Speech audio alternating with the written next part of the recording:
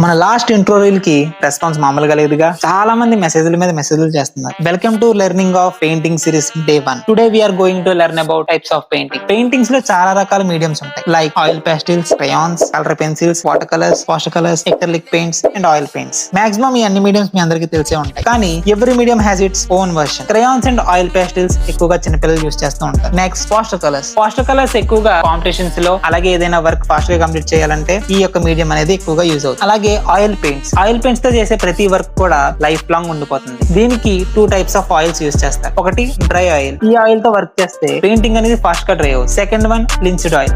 ఈ ఆయిల్ తో మనం వర్క్ చేస్తే పెయింటింగ్ అనేది కొంచెం లేట్ గా డ్రై అవుతుంది. అందుకోసమే మనకి ఎక్రిలిక్ మీడియం ని కనిపెట్టారు. ఈ ఎక్రిలిక్ మీడియం తో మనం ఫాస్ట్ గా పెయింటింగ్ అనేది కంప్లీట్ చేయొచ్చు. అలాగే పెయింటింగ్ కూడా చాలా డేస్ ఉంటుంది. Finally water colours. బీటెక్ లో M1 ఎగ్జామ్ పాస్ అవడం ఎంత కష్టమో అలాగే వాటర్ కలర్స్ నేర్చుకోవడం కూడా అంతే కష్టం. ఈ వాటర్ కలర్ లో మనం మాస్టర్ అయినట్లయితే మనకి వేరే మీడియంస్ అన్ని కూడా చాలా సింపుల్ గా నేర్చుకోవచ్చు. మీరు ఎక్కువగా యూజ్ చేసే మీడియం ఏంటో కామెంట్ బాక్స్ లో తెలియజేయండి. నెక్స్ట్ వచ్చే వీడియోలో టైప్స్ ఆఫ్ పేపర్స్ గురించి తెలుసుకుందాం. Have a nice day. By by.